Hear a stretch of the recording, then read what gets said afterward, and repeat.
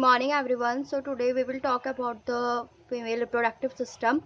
So female reproductive system is consist of your uterus, ovary, vagina, cervix, and your the main important part is your fallopian tube. So we will discuss about over here that what is the uterus or what is your fallopian tube, that is also known as your oviduct, what is cervix, and what is your vagina. So let's start the topic over here. Let's first talk about your ovary. So what is ovary? It is generally a primary sex organ, and it is generally present over your uh, uterus and just below the your lower abdomen. So it generally produces the female gamete, that is your ovum or egg, and it also responsible for it secreting your female hormone, that is your estrogen and your progesterone. Actually it consists of your ovaries generally consist of your thin epithelium layers and your inner and outer layers, and ovaries generally mainly responsible for the fertilization and everything. So it is the female reproductive part of your human beings. So let's know another parts of your female reproductive system. So now let's talk about the next part, that is your fallopian tube. So what is your fallopian tube? It generally a tube, or it is basically known as your oviduct, and it generally occurs in pair. You can see over here that I have mentioned in the diagram that fallopian tube. So it is generally pair, two in number, and it just originate from the ovary and extend up to your uterus. Actually it's just receive ovum from the ovary, so that's why it just joined up with uterus also and your ovary also. It is generally divided into your three parts. So let's talk about the three parts in. So now let's talk about the three parts of your fallopian tube. The first one is infundibulum. Generally, infundibulum is generally that part which generally occurs in funnel shaped.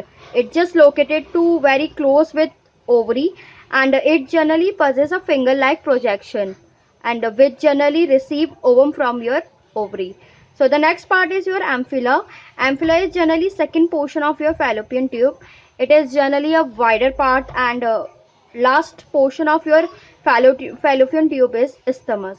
Actually the main site of your fertilization is ampulla. The meeting of sperm and ovum takes place in your ampulla junction. So this question may arise that where the fertilization exactly occurs. So the in fallopian tube and in your ampulla junction. So about the next part, that is your uterus. So what is your uterus? Uterus is generally a pear-shaped muscular hollow structure, and it generally helps in your development of your fetus. Actually the fertilization takes place in your ampulla, and after that the development of fetus takes place in your uterus. So the next part is your cervix. That is your narrower lower part of your uterus, and which is just joined with your vagina. So what is your vagina? Vagina is generally a tube-like structure, and it is also known as your birth canal. So it generally the sperm dischargement of your male person is takes place through this vagina. So let's talk about the next overall female's external genitalia. So the female external genitalia is generally known as vulva. So let's talk about what vulva basically consists of.